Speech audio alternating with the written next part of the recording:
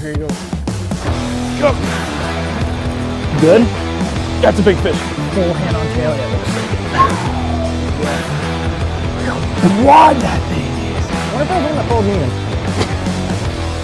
Beautiful. Oh my, that's a big fish. Limp! That's what I've been waiting for all day. That's over 6. Oh. That's a good fish.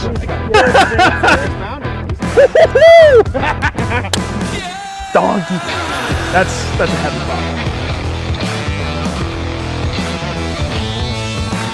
Oh my God, please get the net, please get the net. Got you, buddy.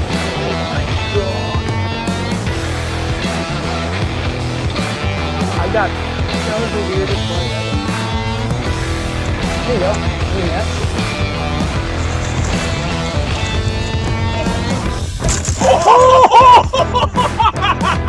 What the? Oh yeah, he's got another 4.5.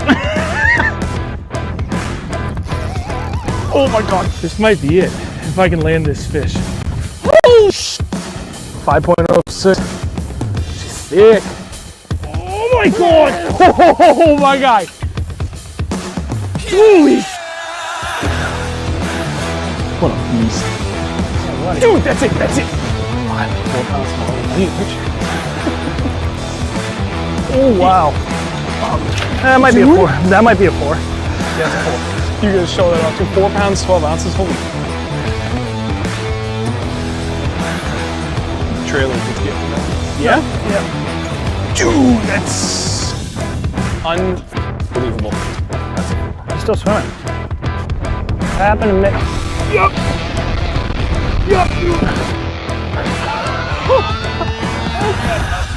5.3. Sorry for freaking out. My first fish of the year. There we go. That's a big fish. Thank you. Yes, sir. Yes! 4.14 though. Gee. Not too shabby.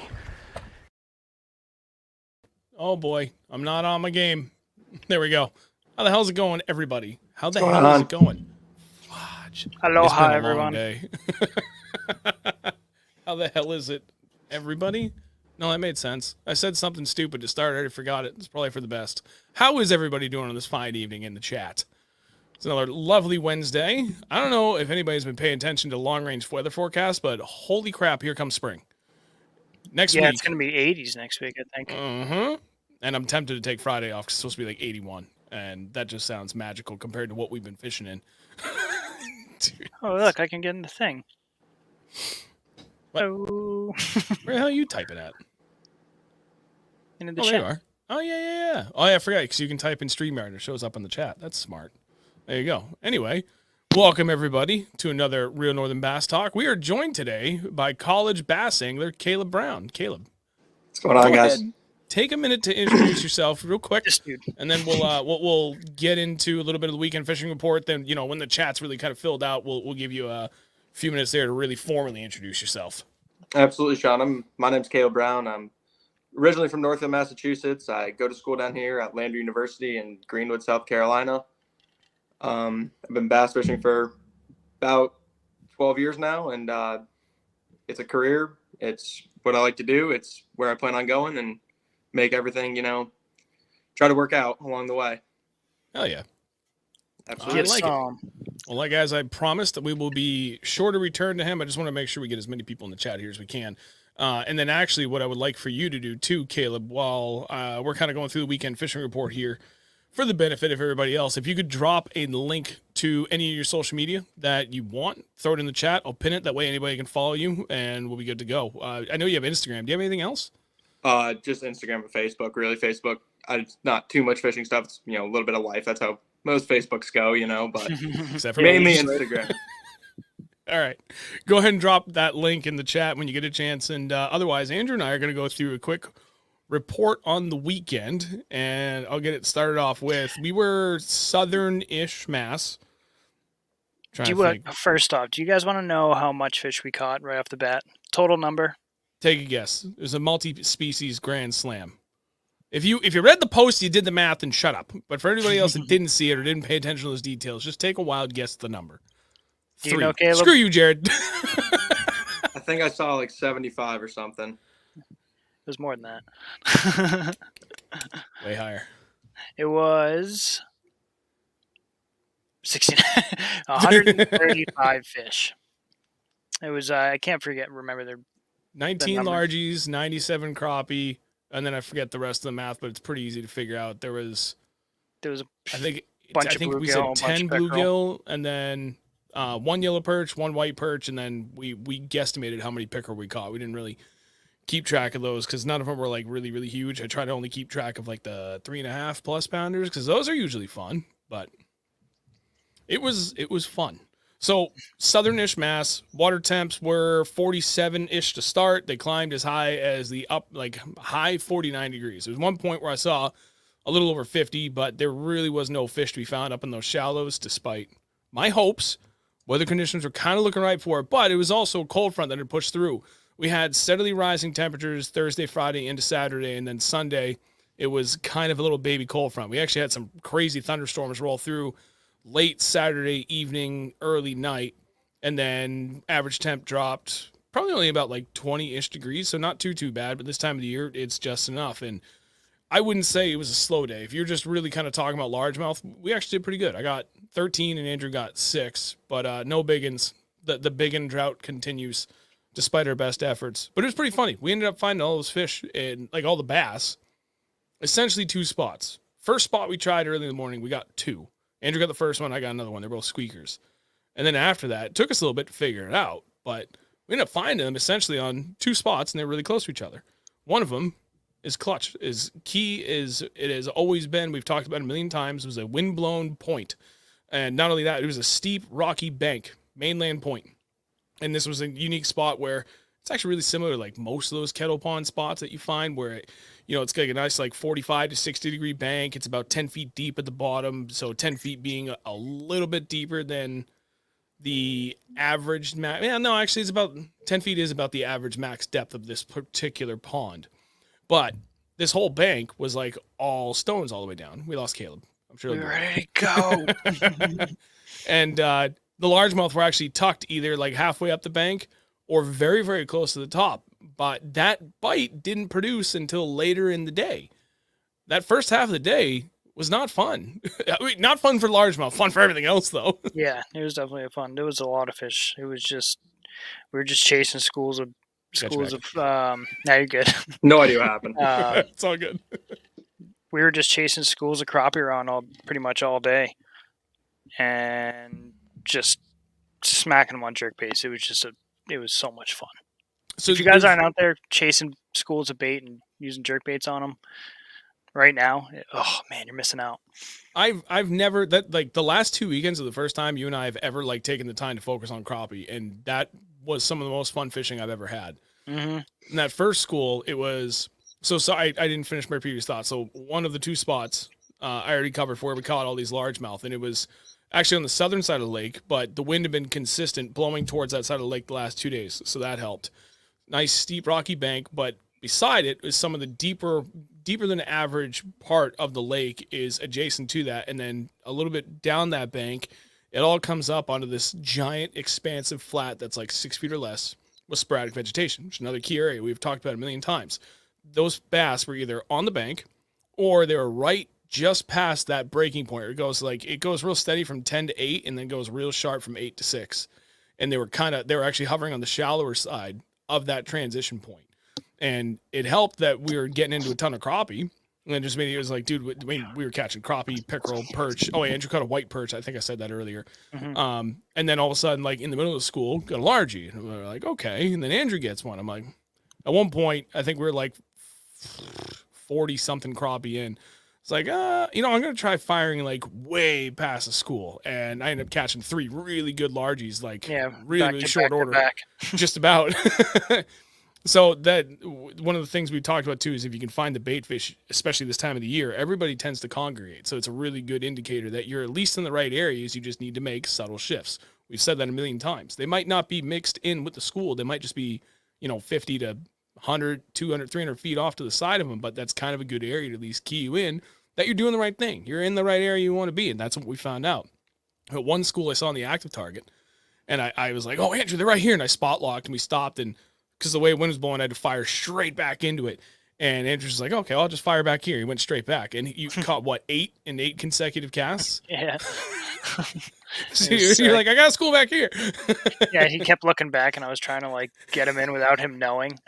I did it like 4 or 5 times. Did like by like the 4th time, I think I finally caught onto it where like I was like, I haven't heard him do anything that was real, and he hasn't said a word yet. And I look back, and he's just smiling, it's a shit-eating grin while he's unhooking a crappie and tossing it back. I'm like, you bastard.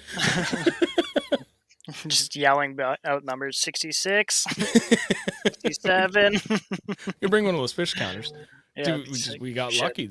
Those fish didn't move for like, what, 3 hours, I think we were sitting there? Yeah, no, not that long. Maybe moved like 50 feet at a time, but they all stayed in the same area. They kept going back to the same spots. It was wild. Ton of fun. So that's it. I don't want to give too much more time into that because I want to get going here so we can make the most out of Kaleb's time. But if you're going to go out this week, just keep that in mind. At least what we're seeing in southern-ish Massachusetts, water temp is already getting into that upper 40s, and it's going to get progressively warmer here in the next few days. Today was kind of a little bit of a cold front, so everything's probably still steady state. You know, like that particular pond probably dropped down to 45 to 46 is my best guess based on how cold it was today. And it's still been pretty cold at night, but we're going to see some rapid changes for places that are already open. That said, places that ice out, which a lot of southern New Hampshire, you can draw a line almost from, I would say, like Wilton, maybe a little bit further west of that, but essentially Wilton, like this giant arcing kind of northeasterly line all the way to the coast, and everything south and east of that is open. And I keep checking satellite images. As of 2 days ago, like the whole Greenfield area, like that Monadnock region, Greenfield and further west, with the exception of Spofford, and there's one other lake, I have no idea what it was, north of Spofford. That's all locked in. But Spofford and whatever that lake north is unfrozen. Everything's opened up for those 2 bodies of water. But everything in that whole band going northwest of this area is still ice. I think that's going to change after this weekend. And then secondary to that, with this incredible warming trend, we've had days where a body of water has been completely locked up in ice, and then 5 days later, we have absolutely crushed fish, like against the bank, because we had like 5 consecutive days of 70+ degree calm winds, bluebird skies. It can change rapidly. So for those that are going out this weekend, might still be a little bit tough, but looking forward to next weekend, things should be magical. But by the way, you did get a couple on Ned. You did get a couple on Ned rig. I did, and much to your dismay. Yep. Much to both of our dismay. At one point, we couldn't quite figure out what they wanted to eat, and I brought my Ned rig, so I wanted to try out my new Douglas rod, and I'd thrown it once. I was like, what the hell? I'm going to throw it, because I've done well with this in the past, and it's probably going to sound right. The other thing was we were seeing fish relating to the bottom more than anything, so chuck that thing up there, first cast, up on that rocky bank, boom. Caught like a 2.5. I'm like, all right. Fired up again, back to back, caught like another, I think, 2-pounder.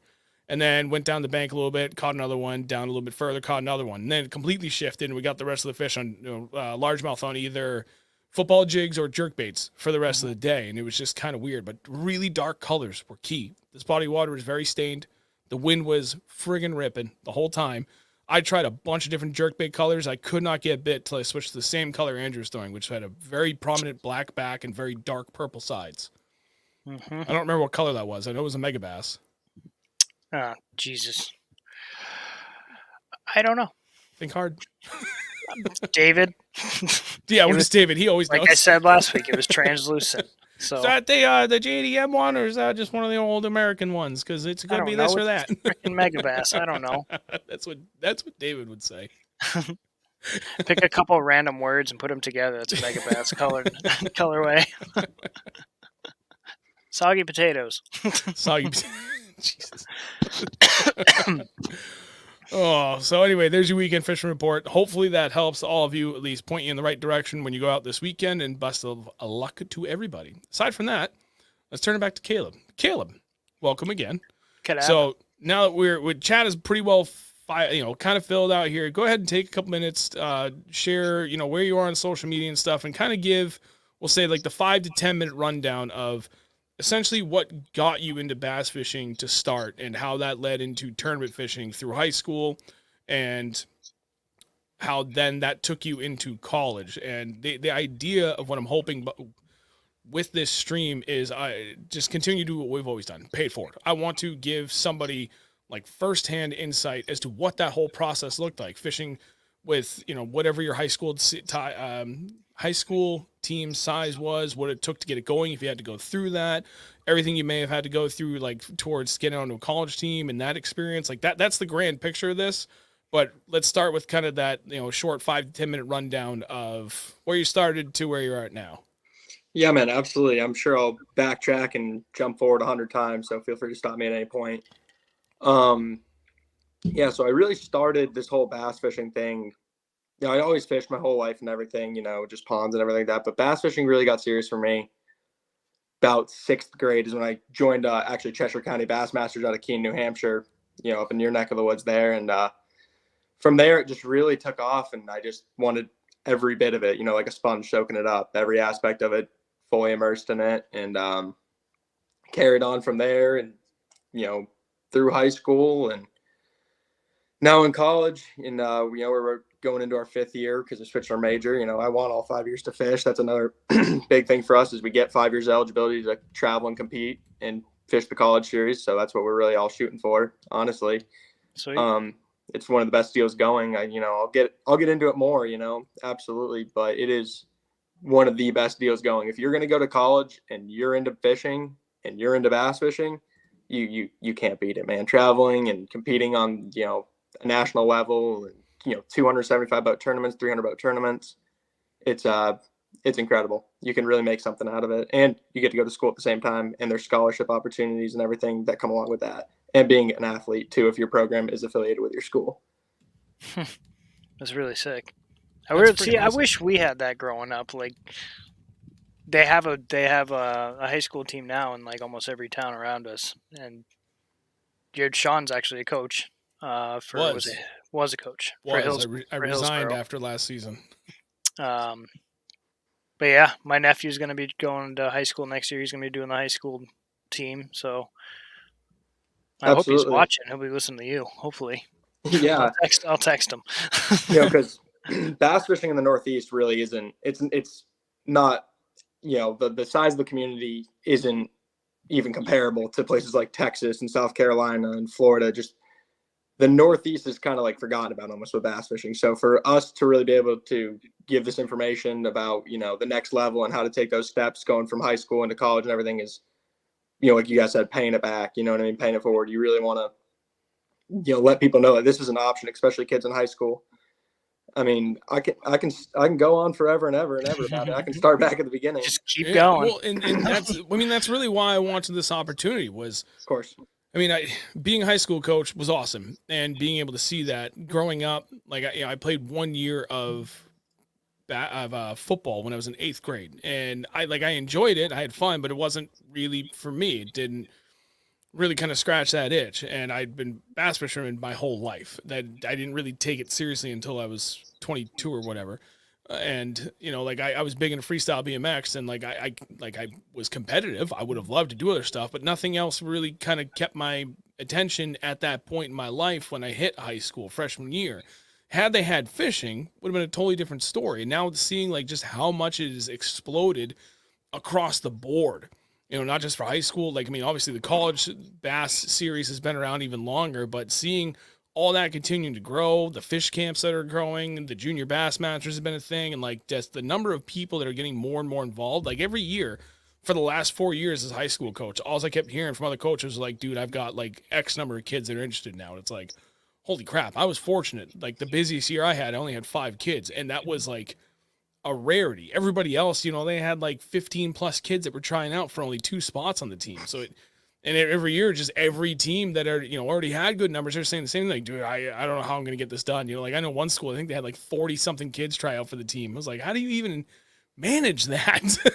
Yeah. So down here in South Carolina, where I go to school, the high school program is so big. They have multiple different trails. These trails are getting over 400 boats, and they have to split them up into groups A, B, C, and D to even host a tournament of 250 boats. And it's really incredible. Back home now, when I started in the Northeast and everything like that, me and my partner, we went to different high schools, and we really just had to, we went through Bass Nation and everything like that, and we made a community club. It's called Connecticut River Valley Bass Anglers. That was our club. It was just the two of us, and our high school tournaments, we're maybe getting 20 to 40 boats anywhere in that ballpark, 40 on the wicked high end, 20 on the low end. So it wasn't as big as it is now. And especially, still in the Northeast, it hasn't taken off rapidly like it has across the South. Yep. But, going into those tournaments and everything, it's the stepping stone. It really is the first stepping stone into competitively bass fishing if you want to actually do it and come to the next level. And like I said, college fishing is just incredible.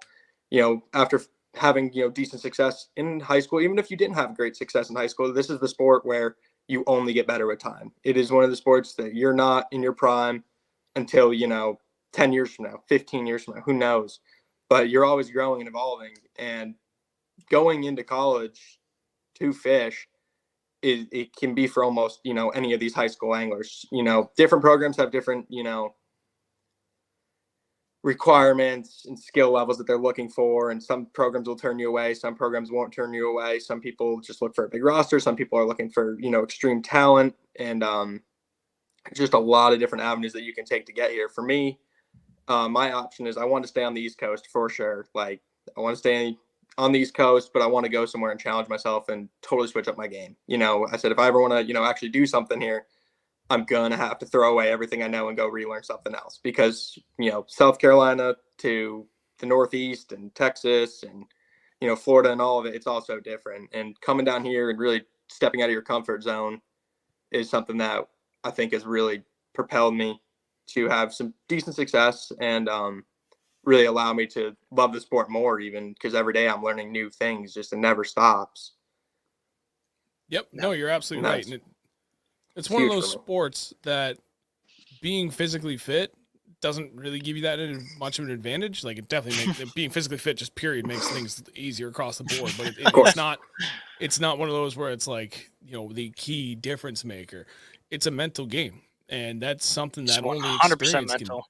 Oh yeah, and the only way you're going to get better with that is through experience on time on the water. That it takes time. Look at the dude with no arms and no legs that won. Yeah. Like, I believe that was Hunter Baumann. Yeah. Yep. Dude, like, incredible. That's insane. Yeah. And I'm not going to name any names on any of the professional level tours, because they're all good people and they're all good hammers. But there's some big boys out there that are laying the hammer and winning it against some real skinny, friggin' real, I guess, just physically fit people like Polnick and Carl and them. Like, dude, they make the thing. Like, they stay as physically fit as they can. And some days they get their teeth kind of kicked in by some real fat boys. Bring it, old man. Further proof. So we have a it doesn't comment slow here. me down. We have a comment here called from Boat Potato. It says, "Hey Kaleb, is Cole Moulton fishing with you guys now?" Cole Moulton is fishing with us. He's one of my very good friends. I actually fished with him today. We went out on the lake and snatched up a bunch of bed fish and had a good time throwing topwaters and stuff. We're looking at like 68-degree water temperatures down here. Fishing's been incredible. Damn. Lucky. That's awesome. So actually, it's been really good. Turning attention to the chat, continuing to do that. Sorry. Jim B had a really good question. Who has the boats and how does that work? Personal or school? Absolutely. So that's all program dependent, and different programs receive different amounts of funding based on your school and everything like that. And if you're under athletics, what's your athletic budget going to be? Or if you're just a club sport, you can do a lot more fundraising and stuff like that. Like Auburn being one of the biggest programs in the country, they're still a club sport, I believe. But like our program, Lander University here, we are under athletics. So we're a Division II program under our athletics umbrella, and they take good care of us and everything. But for the boats, there's a few schools out there that have club boats, but not many. Usually, you bring your own boat as you come in, and trucks. Some universities do have team trucks, but for the most part, I would say it's tough to ballpark. I'd say 80 to 90% is all your own boat, all your own truck. But a lot of these programs, depending on the program that you pick, because you got to choose wisely, of course, for your education and for fishing, they'll pay for your housing, they'll pay for your gas. We pay for housing and gas at Lander here. And, some schools, pay for your food and everything like that. So it really is the biggest way to fish on a national level and compete at the highest level for our age bracket and be able to do it financially, because we know you got to pay to play. The sport isn't cheap. Yeah, true. So it really pays when you can have your school help you out and take care of you. Nice. All right. And then Bob asked, do you fish school versus school or individual? So I already know the answer. Okay, so it's there's a couple different things that happen throughout the year. Some teams do, a depth chart of their top anglers, and they do inter squad tournaments to see where everyone's going to be on the list. An A team, a B team, C team, predicts travel and what tournament you're going to get sent to and everything like that. Some teams do that. And then, but as a whole, when, we're fishing the Bassmaster College Series or the Major League Fishing College Series or the ACA College Trail, we compete. It's all school versus school and team versus team. So it's kind of confusing. We fish in 2-man teams for university, but everyone's against each other. You're fishing against your own team on the national trails, but you're under the same umbrella of Landry University. All points are individual per boat. We have guys on our team. We send about 6 boats to each tournament. We're all fishing against each other along with everyone else. So there's some team aspect to it, but it still is an individual sport at the end of the day. It's like club versus club type of deal, I guess. Yeah, and then we do a school of the year point system through the Association of Collegiate Anglers by Bass Pro Shops. Wade Middleton runs that. And you get a certain number of points for how you finish. They take your top 2 boats from the Bassmasters, from the Major League Fishing, and then their own tournaments. And some are worth different points and double points. And you're really, for the end of the year, trying to have a good finish through school of the year points. Top 25 is really the goal. I think we're sitting like 23rd, but we had a pretty bad tournament in Tennessee, so I'm sure we'll be kicked out of that pretty quick. No. It happens. It's all up and downs. So we were talking a little bit about that. I asked how it went because you told me last week you were down there for that. Well, I would say it's kind of a 2-part question. Yeah, of course. Specifically, what went wrong for you in that tournament? And then secondary to that, oh man, what are the biggest differences, having spent the majority of your life at this point fishing up here in the Northeast, to how much that differs from fishing in like that region specifically? Absolutely. So last year, I'll backtrack a little, get a little into these tournaments. Last year, myself and my partner Chad Mrazek, he fishes the Tackle House Invitationals. Awesome kid. He's helped me a lot through this sport and everything and navigating it. He does a really good job with it. We finished last year. Bassmaster College Series takes the top 2 teams from each of their 4 qualifying events, and then the national championship. First and second place get an automatic bid into the Bassmaster College Classic, which is in conjunction with day 3 of the Bassmasters Classic. This year was in Knoxville. We fished Watts Bar. It's a 1-day shootout. They take us on, they bring us in the trucks with the bags and everything, and we weigh our fish on stage, tens of thousands of people. It's an awesome experience that Bassmaster puts on for us. So we fished Watts Bar for that one. And I personally am not a fan of the TVA. It's not really my cup of tea. Tennessee seems to have it out for me. We had a decent practice. We did catch some good ones and everything like that. But high winds, we had an off day. We practiced Thursday, Friday. We had Saturday off. And in our off day, there was high winds. And I can't really blame it on anything in particular. I don't like to do that, you know what I mean? But, we lost some water due to color, and we lost some, I can't really put my finger on it. It was a short day too, 7:30 to 1:30. We did lose our trolling motor about halfway through the day, but mechanical failures are part of it. It's just part of the game. You got to play it. And then we finished like 9th out of 12 there. We weighed in 1 bass for 3 pounds and 10 ounces, which was the savior. Still I did not fish, want a though. 0. It was a good one. I did not want to 0 at that and go on the classic stage with no fish. So thankfully, Chad is a scope master and pulled out the jerkbait and caught one on it. So that was the saving grace there. And then straight from there, I went to Cherokee Lake for a regular season Bassmaster. It was stop number 2 on the college series. And once again, had a good practice. And for me personally, I don't want to get into it too much, but having a really long practice, especially in the pre-spawn period that's rapidly changing and everything, I don't like having a long practice. I always find it burns me wicked bad just throughout time. That's something I've noticed. I prefer like 2.5 days or something. I had like 6 days out there or something like that. And pre-spawn smallmouth and stuff. If it's just like pre-spawn on Champlain.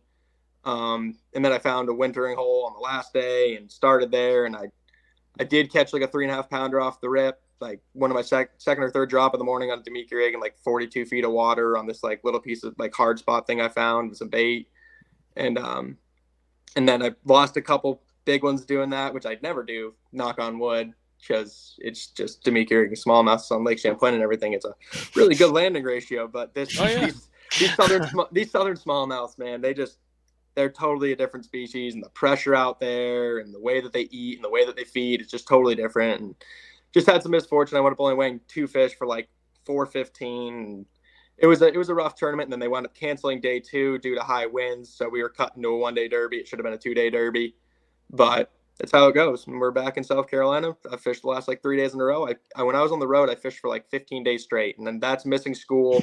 So that's another huge part, is you really got to keep up with the schoolwork and really communicate with your professors and everything like that. Because if you don't and you leave for 15 days, nobody's gonna have any idea what's going on, and they're probably gonna drop you from the class.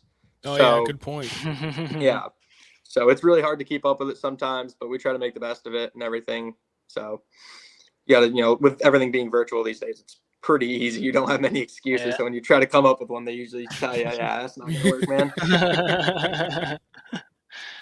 So you're busy. Yeah. Oh, yeah. It's been crazy. One way of putting it. Yeah. No, go ahead. Go ahead. No, you're good. You're good. I was going to say, I actually just got a message from Jed at Candlewood Fishing Camp saying that you and Cole are going to be there for the summer guiding. Are you doing all of it? Like even the Champlain portion? Yeah, me and Cole, we talked a lot about what we want to do with our summers and everything, with internships. We want to be in the fishing industry and everything like that. But if we can guide, that's the ultimate goal, is being on the water. You know what I mean? Fishing is the goal. Not everyone's going to be the next KVD. So why not guide? You know what I mean? It's the best gig going. And the program that Jed has there is just awesome. And everyone speaks so highly of it. My good friends, work there and stuff. And so we agreed we're going to do all 6 weeks of that this summer. Chad's going to be there for 3 or 4 of the weeks, I believe, like 2 at Candlewood and 2 at Champlain or something like that. And who else is doing it? One of our other buddies. You're going to be up at Champlain? Yes, sir. We'll see you up there.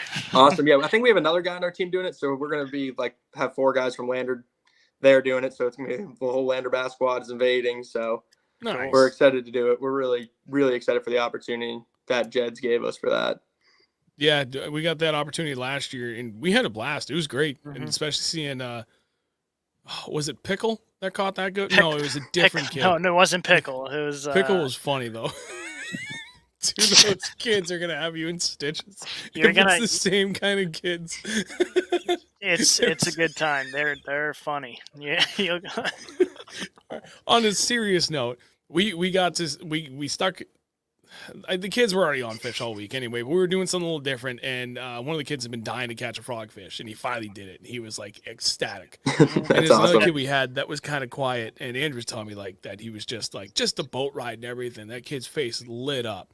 So from those perspectives, it was great. Coolest thing, and he's like, all I want to do is catch a pike. I'm like, what do you got in your tackle box? He opened it up. He had this big white spin. I'm like, dude, throw that on. Within 5 casts, he had a pike on. It's a good one too. Yeah, it was. But then on a less serious note, a more humor note, there was Pickles, and I can't remember the other kid, but they were both the kid from Jersey. Yeah. And Pickles hooks into a pretty decent largemouth. He's fighting it in, and the other kid is all fired up, and he just casts right on top of him, right? And he's like, "What are you doing? I'm fighting the fish!" And they halfway to the boat, their lines get tangled. The fish comes popped off, right? As soon as you see Pickles fighting it, all tension goes off. He puts his rod down. He just looks and goes, "What are you doing, you peasant?" I feel bad, but that was great. It's fun. You're gonna have a great time. Yeah, and that goes back to paying it back and everything, and with the youth and everything like that, and getting the kids involved. And that's the first step. At camp like Candlewood, it's incredible. That segues these kids from fishing all summer into wanting to start a high school team, and then they fish the high school and they want to come to college, and it's all about having the next generation to fill in our spots when we leave. Mm-hmm. Yeah, absolutely. And that's what it's really all about. I love boat captaining anyways, in high school boat captaining. Every time I get a chance to do it, I jump at it. I just love going out there and getting to help them and really try to catch them, basically, because not catching them is not fun, but catching them's fun. Damn right. And actually, so there's quite a few other questions I saw in chat before I want to kind of steer this. I had some other questions in mind. I think Andrew does too. But Mark, Yeah, you hook a pig and hand it off to a kid, and they always drop it.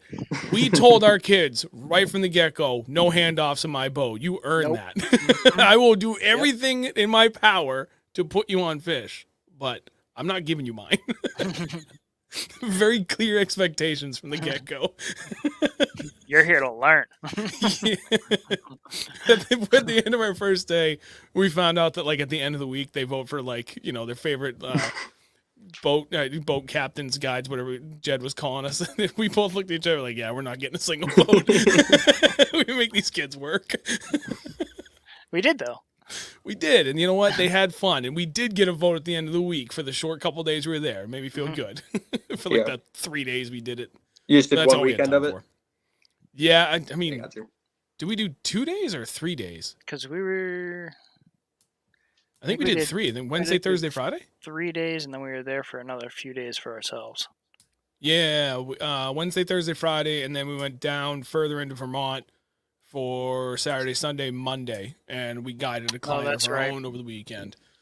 Little fun fishing, and then guided a client, and which was great. We stuck them on essentially back-to-back PB largemouth, so that was good. That's cool. There was a question. Grat, and I think I may have missed one above him. Sorry, what'd you say, Andrew? No, you're good. Go ahead. I forgot. Grat did ask, do most college bass fishermen get a degree in marketing to help make a career in bass fishing? Yeah, I would say that is by far the most popular, major that a lot of kids go for and the degree they go for. Me personally, it's business marketing management, and I have a minor in history because my mom been a history teacher forever, and it's a good minor to pick up when you have to take electives and fill in spots. So having a minor is a really good option too. And like I said earlier, not everyone can be the next KVD or anything like that. So being in the industry and doing, product demos and product promotion or sales or marketing, social media marketing, any of these, awesome avenues, purchasing, buying, all these different avenues that you can do for a fishing company. When you're looking at a spreadsheet and it's flavors of soda, that's not really what you probably want to be looking at. When it's, types of leader line and, different colors and different weights of tungsten, it makes it a little bit more bearable. That it does. So that's what we go for. And what the plus side too is with something like that, especially if you can find somewhere in your opportunities here, especially in sales, if you can get some experience in that realm as well, then dude, you can do whatever you want, wherever you want with that kind of background and that kind of, I guess, just overall experience. And, it's me coming from mechanical engineering background. Mechanical designer, mechanical design engineer, mechanical engineer, engineering supervisor, engineering manager, sales engineer, business development manager. I have run the course of different titles in 16 years that I've been, in my professional career. But the one thing I found that opens the most doors is, dude, the moment you get into sales, and especially if you can put together that ability to communicate in a number of ways that you can reach pretty much anybody, if you can find that gift that you can explain something in such a manner that anybody can understand it, that opens more doors than I think anything I've experienced so far. And I'm a little late in understanding this, but I've had a couple of friends, especially my friend Steve, our buddy Goodman, which you might know that name. He's another bass guy. He's been around in the tournament scene, not so much the last few years, but he was for a long time. Not too long ago. But anyway, he's been in that realm, and for years he's trying to convince me, like, nope, I don't like people. I'm good. I don't want to do it. And then I pulled my head out of my ass. I was like, oh, wow. Yeah, no, this is way better than being an engineer. This is much more up my alley. So anyway, just to expand on that, like what that can do for you, even if you can't jump right into the fishing industry right out of the gate, the other opportunities you can get directly related to your degree are limitless. So it's a phenomenal way to go about it. Absolutely. Yeah. Thank you. It's having as many different avenues as possible and having a broad degree like that is really important in this day and age because everyone needs somebody to work, it seems. So yeah, and trying to keep it open for sure. Right. Well, and that's the thing about something like that is it's universal, right? Like as long as you can prove that you can learn things, you can understand all the nuances about products and what makes them tick, but then again, have that communication aspect down, that you can go literally anywhere versus someone that jumps into a mechanical engineering role and they specialize in plastics only or whatever, you know what I mean? That you can still if you're a smart individual, translate that into other design roles. But if you've done that for a long time, and like you kind of get pigeonholed in that a little bit. Everybody's like, oh, well, we do like medical devices, and you did stuff for like, I don't know, plastics or whatever. It doesn't really correlate to this. Like, yeah, you're an engineer, but yeah, it's like, wait, you're sales and you've done this, and you've done, no, you do. The industry doesn't matter because it's far more about communication at that point. Of course. For shizzle. Yeah. So Kevin had a good question too. Are all the boats electronics the same, like 360, forward-facing sonar, etc.? For us in our tournament, some people don't have graphs. Some people do have graphs. Some people just have 2D inside scan. Some people have 2 live scope transducers and 360 on their boat. So it all varies. Depends on what you got. Yeah, whatever you want to buy, whatever you can afford. There you go. I find myself using my 2D just as much as my live scope these days, which is surprising. So I've only had it isn't forward-facing sonar since January 2nd. It's the first day I got out with it. We were up on Champlain to break it in. And granted, the wind has kind of made it like not my choice, not an option, but I'm with you. I'm looking at 2D sonar. Actually, I look at my 360 more than anything.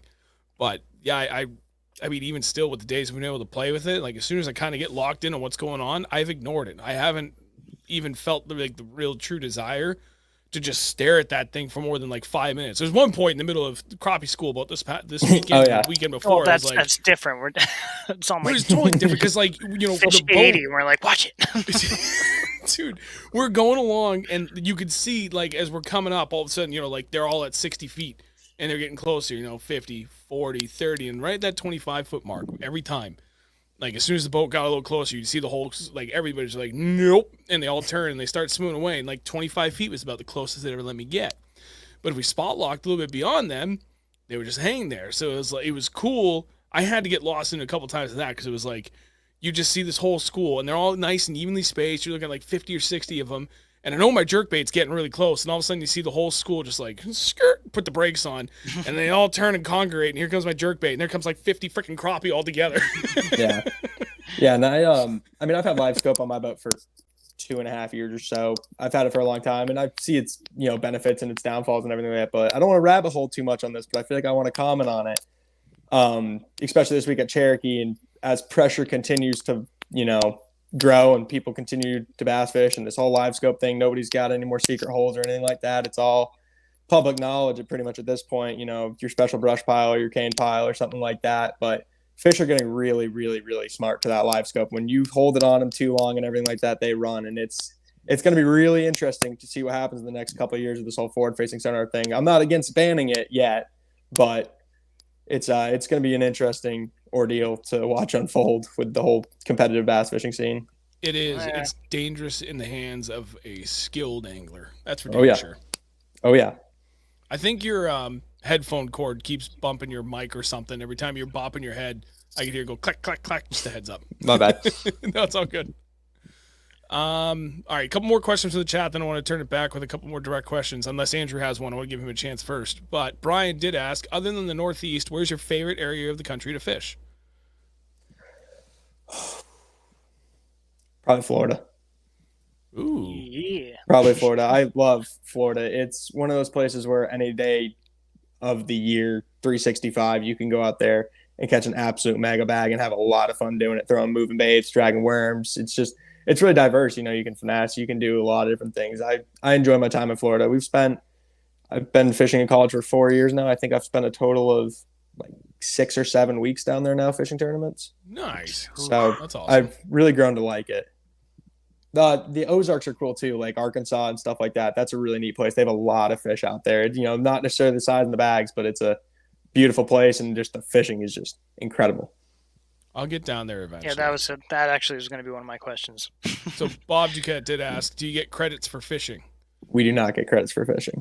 So as far as academic goes, there's zero credit given for anything on this. It's just something to hang your hat on, basically. Yeah, we're just another team. We're just like the tennis team or the soccer team or the baseball team. I got you. Absolutely. Yeah, but you can use that to go forward once you graduate. Of course. See? Yeah. I didn't see this remark earlier. Keep candy on the boat. You get lots of votes. All right. Andrew and I are going to fix the game at Champlain this year. You guys want to go with Sean and Andrew? They got full-size candy bars. In the cooler too, they won't melt. Andrew's secret stash of sauce of hot dogs and sandwiches and everything is in there too. You're right. I'm gonna think I'm all special and smart, bringing like a bunch of full size candy bars. Andrew's gonna bring on like a whole gas grill. What do you want me to grill What do up you for guys you? We want? got sausage, we got burgers. Medium rare, jump off the boat. Sir Altitude asked, did you ever have a Mass accent or what some say a New England accent? Or did you drop it real quick when you got down to South Carolina? Personally, me, I don't think I've ever really had a New England accent. When I get around some of my buddies from up in New Hampshire and Maine and stuff like that, it can get pretty bad. But typically, I think I talk pretty normal. But sometimes it comes out, especially my friends down here notice when I'm on the phone with certain people, they're like, "Man, you sound really northern today."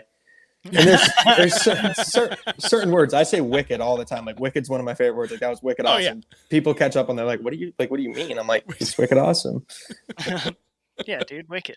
Yeah, like wicked is to New England as hella is to California. I don't know if that's still the same thing. I just know when I was in high school. Do you remember Skyler? Andrew, did you ever get to meet him? Oh, yeah.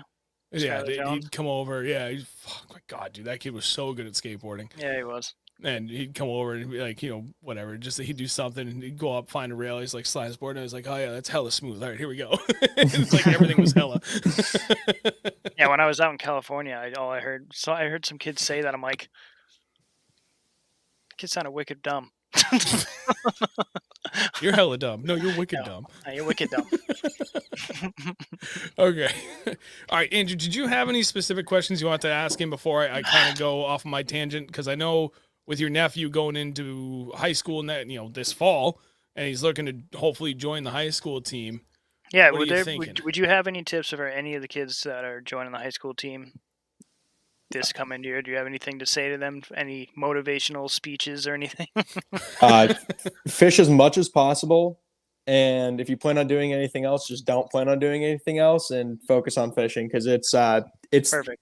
Probably the best thing that you could do for yourself because it gives you all kinds of different opportunities in life and it teaches you responsibility and how to take care of things and how to deal with things and adversity and success and failures. And it's just fish as much as possible. That's time on the water. There's no replacement for it. You can watch all the YouTube in the world. You can, read all the articles in the world. Those are helpful, but time on the water and experience is all you need.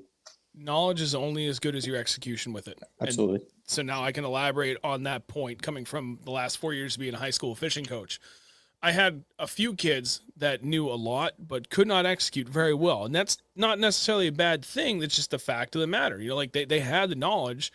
Just unfortunately, they didn't have the time on the water to go and execute and practice that and, put in the time to get that muscle memory down, for lack of a better way to put it. So just their overall execution, unfortunately, was not as sharp as it needed to be. And all 4 years, there was at least multiple lost opportunities where, the end result could have been something special in the end. But that's it, man. Like, just as you said, Kaleb, if you can't put in that time in the water, and that doesn't necessarily mean on a boat, by the way. Absolutely. There's a lot of things you can do that are absolutely critical to your successes in your chances of getting on a high school team. That's like understanding how to flawlessly execute the basics, changing out your own lures without fail, taking out your backlashes, tying a consistent knot, a regular knot, and a leader knot. Like both of those, like making sure that your gear is actually functioning the way that it's supposed to.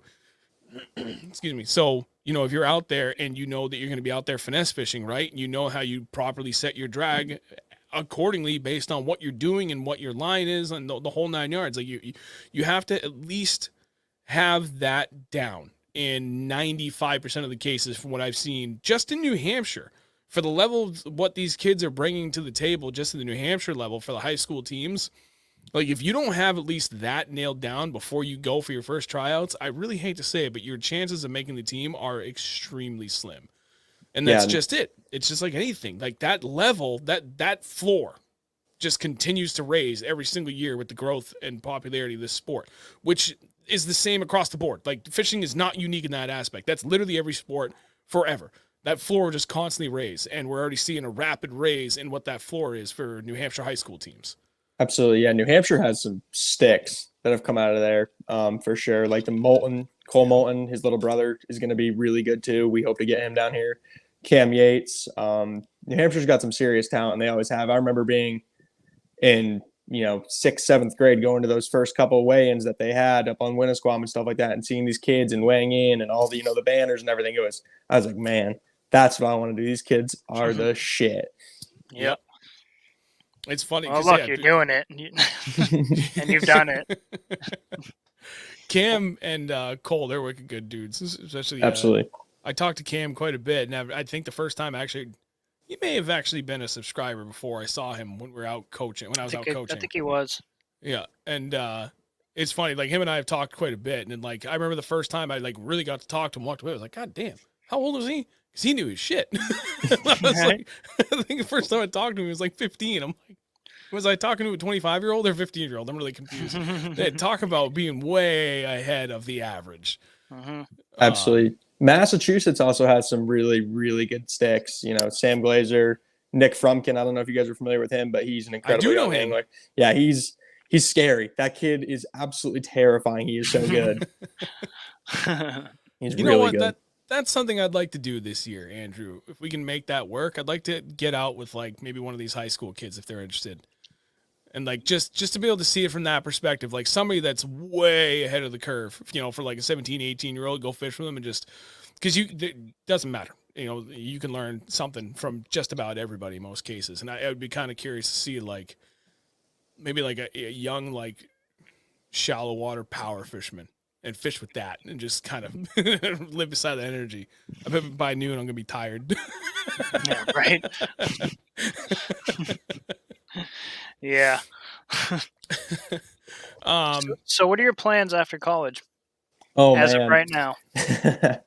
So as of right now, I look to work in the fishing industry, for one of the large retailers, whether it's in, more of an independent tackle company or it's a wholesaler like, Pittman Creek, or Fish USA or something along those lines, or even a company like Runnings, you know what I mean? Just pretty much any, a boat manufacturer, rod manufacturer, anything like that. Literally any of it. I did work for North Point Brands. They own Cheeky Fly Fishing and Wingo Outdoors. I did an internship for them this summer as a consulting intern, and it was the most eye-opening experience. And I got absolutely, lucky as can be to get that internship and be there with those people and just sitting on those meetings and listen to everything they have to say. And it's a really awesome industry, and it's definitely one that I want to be in. So I will plan on being in the fishing industry in some fashion because, like I said, it's, you leave school and everything, I will probably fish the Northern Toyota Series, you know what I mean? Fish the division up north.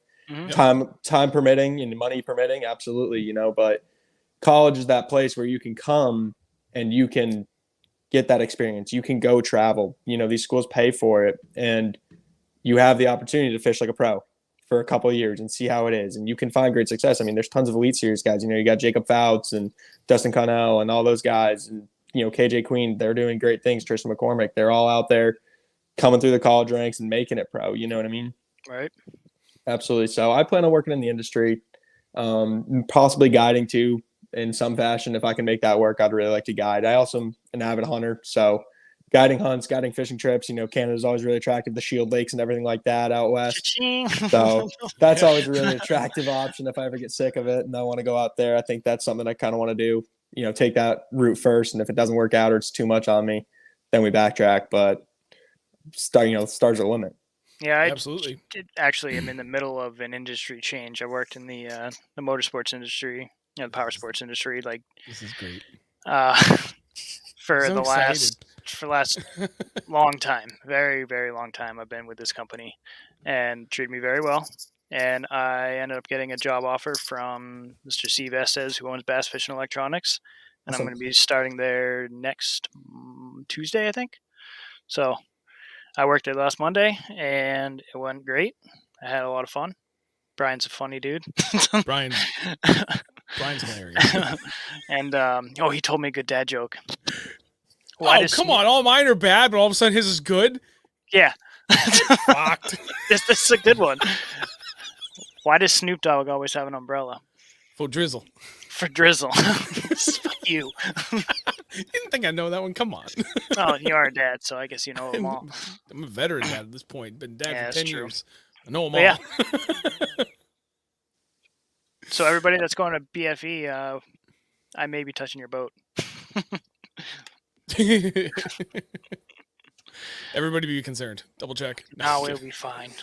Steve, by the way, if you're watching this at any point, please let him come to Champlain with me. Thank you very much. So, so I did see a question related to your college fishing experience, but one of the things I really want you to elaborate on extensively, that transition going from high school to college. Elaborate on that in any way, shape, or form you can, and especially try and cover anything that came as a surprise to you that was like a major part of the process, right? You know, again, like we want to try and provide an opportunity for people, you know, high school kids right now, or, you know, they're a year, 2, 3 years away from whatever, you know, graduating high school. And like, that's on their radar. They want to go to a college team and they want to try and fish for a college team. That whole process, getting out of high school, going to college, finding your opportunities, the pros and cons, and then like unexpected pitfalls is really what catches a lot of people. Yeah, I'll try to hit all the notes on it. I'll try to go slow and, you know, dig deep here. So it all started pretty much after about the beginning of my junior year. I knew that I was going to go to college to fish. You know what I mean? It's everything I wanted. It was getting serious. We were, you know, doing good in tournaments, you know, got my first Stratus, you know, an older 1990 Stratus, and I was, you know, getting pretty active with it. And so pretty much had no guidance on it, honestly, because no one in the Northeast knows, you know, fishing colleges. You know, what's that? Like, you want to go to school and fish? You know, we don't have a high school fishing team like a lot of these schools down south. You know, everyone knows about it. So literally, me and my mom looked up what colleges, you know, have fishing teams, you know, because you can obviously look at results and, you know, the college years and everything like that. What schools offer scholarships? And at that time in 2019, you know, I'm not, you know, don't quote me on this, but what we found was there was 3 schools that offer it. It was Carson Newman, Murray State, and Landry University. Awesome programs all around.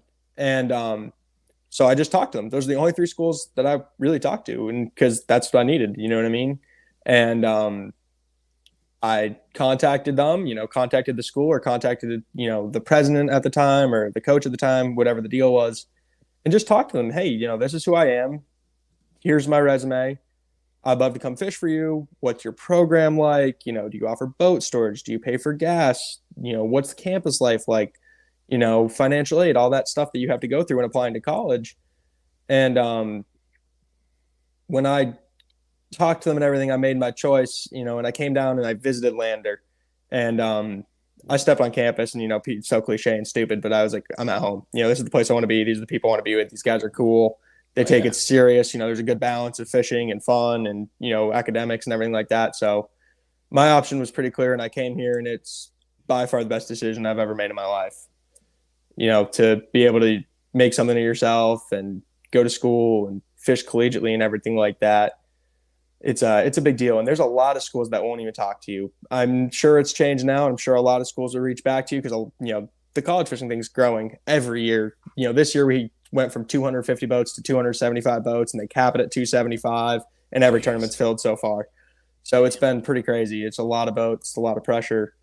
But when you're in high school, man, you know, you just look at those colleges. You go on Bassmaster, you go, you know, all these teams also have Instagrams, and that's another huge thing. Social media is a huge thing. So if you have a really good social media presence, it helps exponentially. That's what teams want. We want to be able to be put on another platform, stuff like that. You know, if you have clean, good social media, it's all fishing related, you know, stuff like that. You can contact any of these schools through social media too. They all have team pages. You follow them. Hopefully you get a follow back. That's exciting. I remember when I followed my first couple schools and I got follow backs. I was like, holy shit, man, someone's looking. Like, this is getting real. It's happening. Absolutely. So it's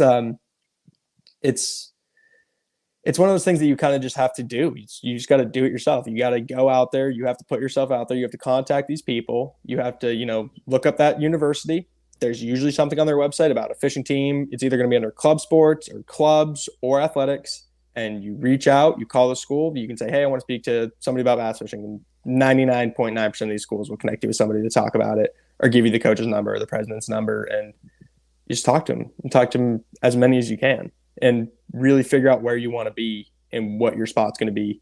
And another big thing is geographic too. You know, I mean, where you're actually going to go fish. Like I'm coming from the Northeast, like I said earlier in the podcast, I wanted to challenge myself. I wanted to change my game. I knew that if I wanted to compete and actually learn something about bass fishing, you know, if I go to the same 15, you know, ponds in New Hampshire for my whole life, 15 minutes up the road and catch a 5-pounder, cool.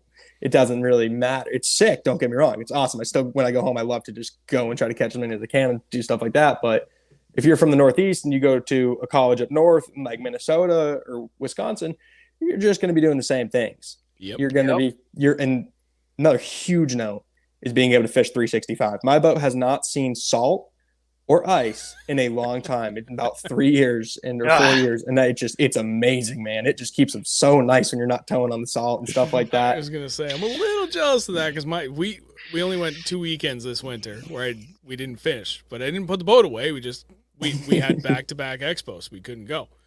But yeah.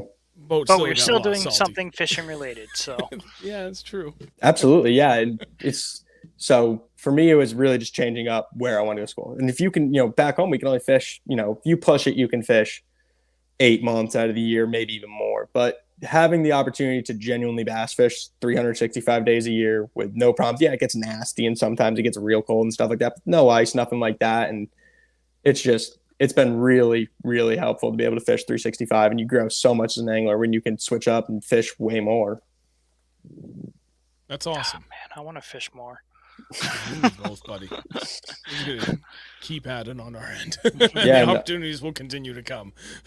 Yeah, and our setup here at Lander, we're about 10 minutes from Lake Greenwood, where they had the College Classic bracket this year. I actually camera boated for that. It was pretty painful to watch not being in it, but, you know, second best, just watching, filming, it's good stuff. And you can be, you know, we have a 22,000 square foot warehouse for our boats and everything like that. So you go from school, you know, you get out of class at noon, you can be to the warehouse and in the water in less than a half hour, 20 minutes. And there's a lot of schools like that that are located really close to these big lakes. And you can just go from school to fishing, homework, bed, and just repeat every day if you wanted to. You know, if you work, I work at Lander, I work into the office enrollment management. It's awesome. It's great for the resume. It's a great experience. And I still get to fish 3-4 days a week. No problem. Hell yeah. You're living the life right now. Oh man. That's what I say all the time. It's the best deal going. If you're in high school and you're into bass fishing, this is what you need to do. It is absolutely incredible. So this is a question I saw earlier from Jared, but I didn't want to address it before we get to talk about the whole college aspect of things. Of course. But you know, now in hindsight, I feel like maybe you know him really well, and he's probably just kind of trolling you. But please answer the question. Can you talk about the sponsorship? He definitely is. He definitely is. He's quite the character. But it is a really good question. Talked to him a lot on Instagram. Yeah, Jared was the president of the University of UMass Amherst team, so he knows all about it. And he would travel with us, and we'd let him stay with us because they were just one team. So it was awesome to have that camaraderie and see one of my best friends on the road, which was really special to have. You know, I'm in Oklahoma and Jared shows up. It's awesome. So that is awesome. With sponsorships and everything like that, a lot of our sponsors are team-based. And, you know, what we do is we have jerseys like, you know, most people do, and we sell our jersey spots. And that's our sponsorship money right there. That's how sponsors work. We work with Palmetto Boat Center and Visit Anderson, Neil Paul up there and all that, you know. So it's Anderson County, all that good stuff. And there's a lot of different sponsorship opportunities, and it really teaches you how to go out and make those deals and how to get those checks and how to talk to people and talk to businesses and really sell yourself. And what we did for a long time is we were a club sport, and I was the vice president of that. Awesome experience. And what we would do is incentive for people. Hey, you either need to pay a membership fee or go out and get us a $500 sponsorship check. And that's leaps and bounds right there. When everyone can go out and do that, builds up the program, and it really gets us in the community, and we mutually benefit the company and ourselves. Nice. That's awesome. Absolutely. Trying to think. I just had another question, and it kind of that happens to me a lot.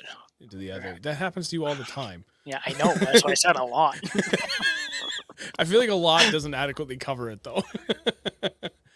I did see a comment, though, from our buddy DJ. He's 3D fishing in the chat. I want to either move down south or live on Champlain. Move down south. Champlain is awesome, but the benefit of where I live is I can still do day trips to Champlain. It's a long day, but I can do it. But in the middle of winter, I'm only a 2-hour drive from the Cape, so I can fish all year long.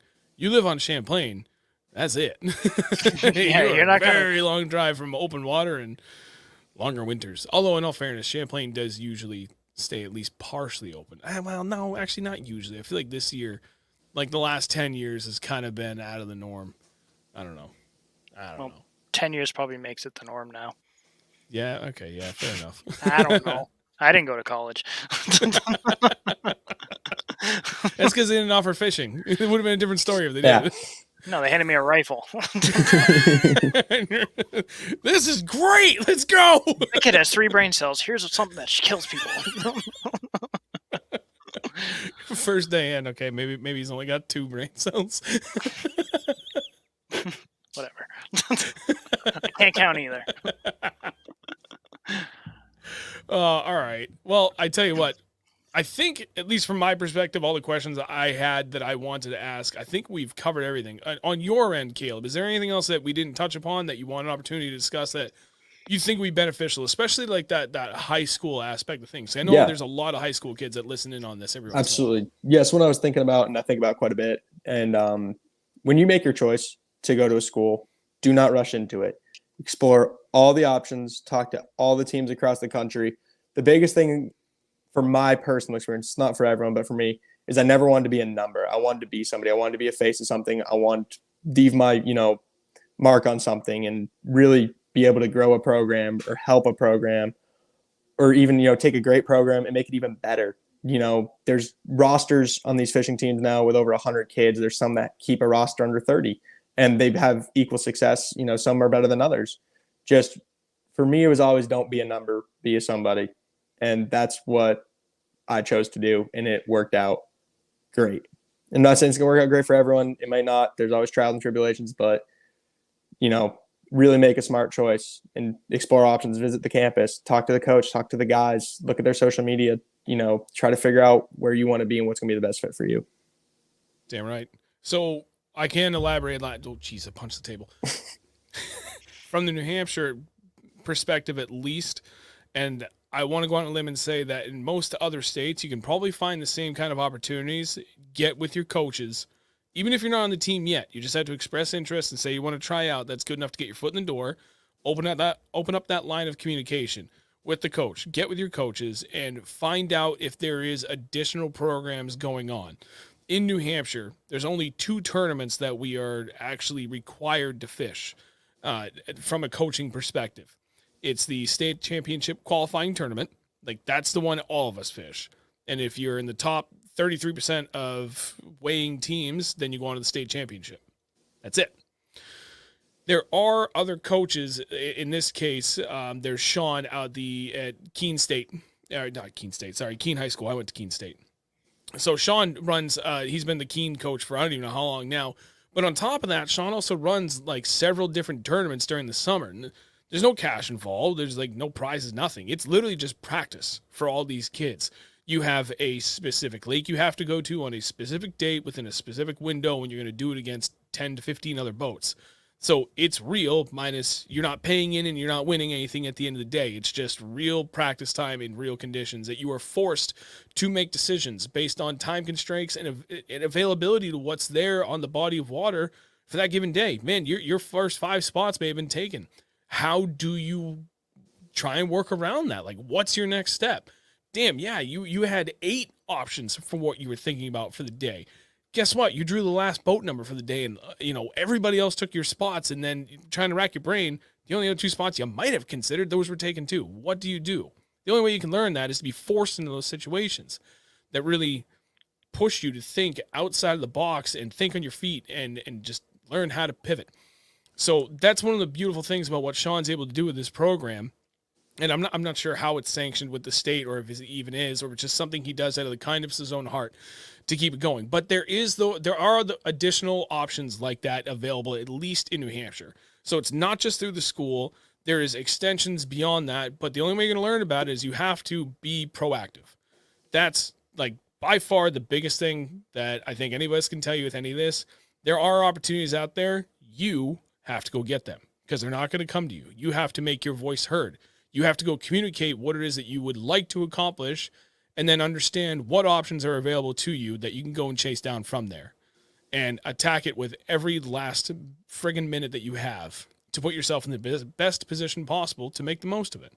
So again, and it's one of those, even if, like, I'm not sure what Massachusetts has right now, or Maine or Vermont, but if there isn't like that separate kind of smaller tournament trail, we'll put it, that New Hampshire has, then by all means, be the one that brings that up. Try and find a coach that's interested. Like, yeah, you know what? That's a great idea. I don't know.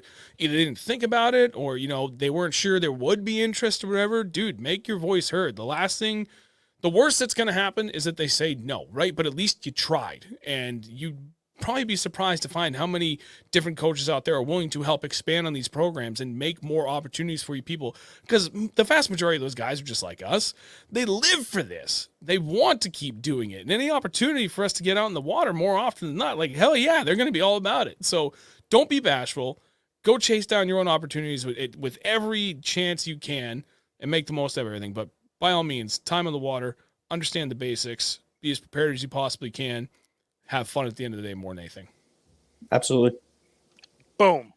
Mic drop. You're very welcome.